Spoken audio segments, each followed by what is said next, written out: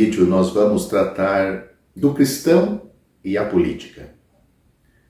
A autoridade soberana do Deus Todo-Poderoso sobre os reinos dos homens é proclamada em toda parte nas Escrituras. As nações são motivadas a agir pela vontade divina, assim como são restringidas pela mesma vontade. Note o que Deus diz à nação de Israel antes de entrarem na terra prometida.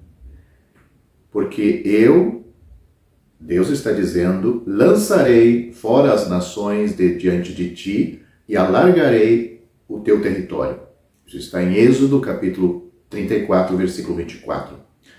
Daniel, ou livro de Daniel, é o mais específico em sua declaração de que mesmo as nações governamentais no mundo são feitas segundo os critérios de Deus, de acordo com sua vontade, e esta escolha divina pode incluir até o mais vil dos homens. Você pode ler isto claramente em Daniel capítulo 4, versículo 17, e que vou citar agora neste vídeo. Essa sentença é por decreto dos vigias, e esta ordem por mandado dos santos, a fim de que conheçam os viventes que o Altíssimo tem domínio sobre o reino dos homens, e o dá a quem quer, e até ao mais humilde dos homens constitui sobre ele. Então esse é o versículo. Seria difícil para o cristão estar tão em contato com a mente de Deus que ele ou ela saberia quando votar no mais vil dos homens, porque essa está sendo a sua vontade naquela ocasião. A lição aqui é que a nomeação é de Deus e somente dele, e ele não pode permitir conselheiros nem assistentes na execução de sua vontade. Quando o Senhor Jesus se apresentou diante de Pilatos e declarou a natureza extraterrestre de seu reino, no Evangelho de João, capítulo 18, versículo 36, ele declarou expressamente que seus servos não se envolveriam em promover o reino e Cristo, promovê-lo à autoridade pelos meios normais de sua época. Porque seu reino, ele disse, não é deste mundo. Os métodos para difundir os princípios deste reino, de Cristo, são espirituais e não de acordo com os métodos deste mundo. Dado que os métodos da época eram lutar e guerrear, a palavra poderia ser facilmente trocada hoje para incluir a palavra voto. A lição aqui é que não devemos usar métodos terrenos para promover ou estabelecer o reino do Senhor Jesus Cristo. Filipenses capítulo 3, versículo 20 diz, mas a nossa cidade está nos céus, de onde também esperamos o Salvador, o Senhor Jesus Cristo. Neste versículo, a palavra cidade é melhor traduzida como cidadania. É a forma real da palavra no grego, que é equivalente à palavra político. Poderia ser traduzido com bastante precisão este versículo assim: nossa política está no céu, ou nossa cidadania está no céu. De qualquer forma, a questão é que o cristão pertence a outro país e se identificou com uma pátria que não é desta ordem de coisas. Um cidadão de outro país não pode votar em uma eleição fora de sua terra natal, sob pena de comprometer sua cidadania original. Nosso problema é que devemos estabelecer qual país tem nossa prioridade como cidadãos, o céu ou a terra. Paulo, escrevendo a Timóteo, ele disse: tu, pois, sofre as aflições como bom soldado de Cristo. Ninguém que milita, Paulo continua, ninguém que milita se embaraça com negócios desta vida, a fim de agradar aquele que o alistou para a guerra. Isso está em 2 Timóteo capítulo 2, versículos 13 e 4. Aqui o apóstolo Paulo apresenta a metáfora do cristão como soldado de Jesus Cristo. Tal indivíduo não deve se preocupar com os assuntos da vida civil, porque sua missão requer total dedicação ao seu trabalho como guerreiro. Em outras palavras, um guerreiro de Cristo não deve se distrair de sua ocupação primária de servir a Cristo, gastando tempo servindo aos interesses deste mundo.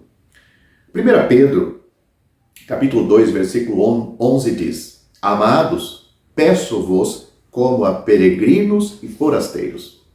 Um forasteiro ou estrangeiro não pode votar nas eleições do país onde se encontra no momento de sua eleição. Se um indivíduo estiver em um país estrangeiro nesse momento, ele simplesmente se abstém porque não tem direitos legais para se envolver. Novamente, a pergunta pede uma resposta: como nos vemos neste mundo? Reconhecemos a qual país realmente pertencemos?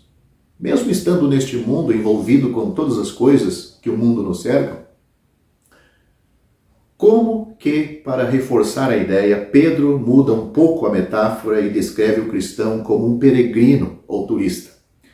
O princípio é consistente. O turista não vota nas eleições de um país que está selecionando um governo no momento em que o visita. Por causa de sua nacionalidade diferente, ele simplesmente se abstém. Paulo, escrevendo aos Coríntios, disse: de sorte que somos embaixadores da parte de Cristo. 2 Coríntios capítulo 5, versículo 20. Esta é uma imagem mais forte para o crente sobre este assunto. Somos embaixadores de Cristo no mundo que o rejeitou e crucificou. Como tal, somos representantes de outro reino e não devemos contribuir para a escolha do governo de outra nação. Nossa tarefa é representar o governo que nos comissionou a fazer a ligação entre as nações. Se um embaixador votasse nas eleições de outro país, estaria violando sua comissão e estaria sujeito à revogação por sua autoridade governamental. Vamos negar nossa cidadania e assim negar nossa autoridade e nos envolvermos nos assuntos deste mundo? Surge então a pergunta: como vamos afetar os assuntos deste mundo para o qual somos comissionados para o bem?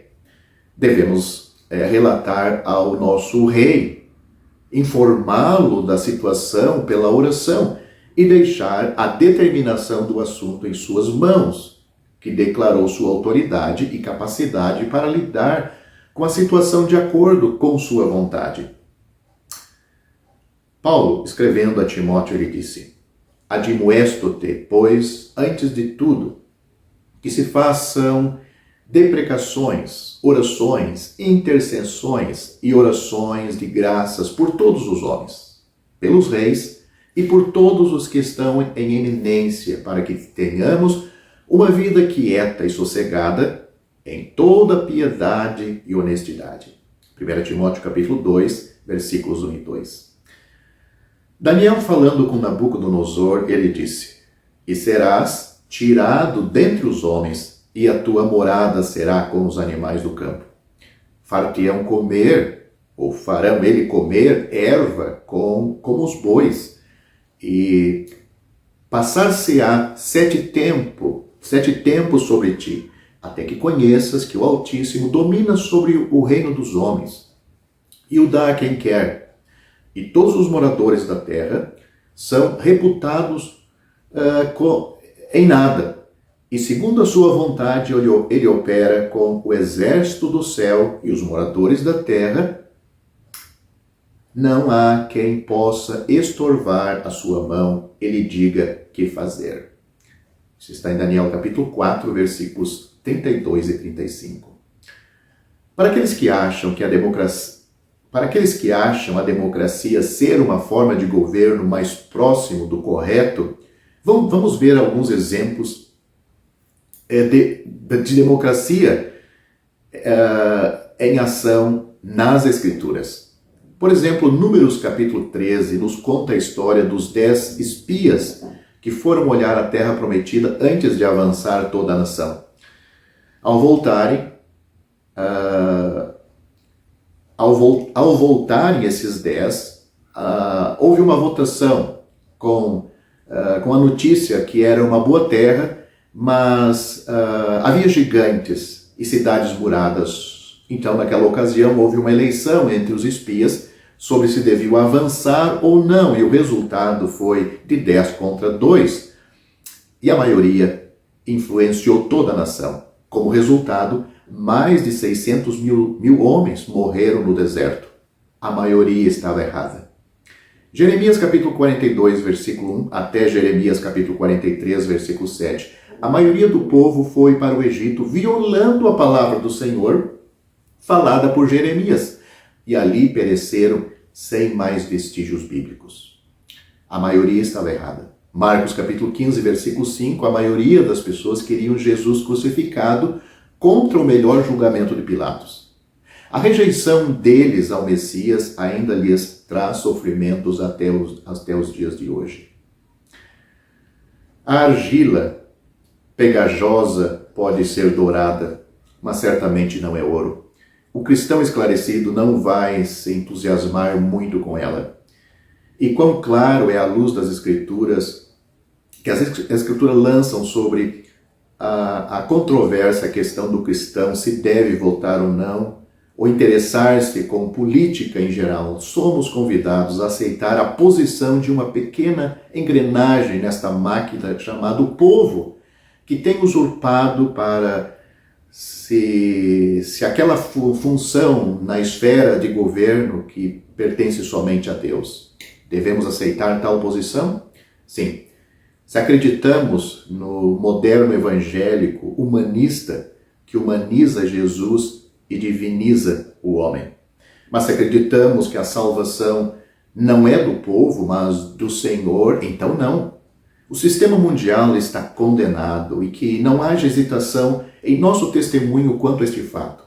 Almas estão sendo resgatadas para fora desta catástrofe iminente pela abundante graça de nosso Senhor. É nosso dever buscá-las, dando testemunho de nosso Senhor Jesus Cristo.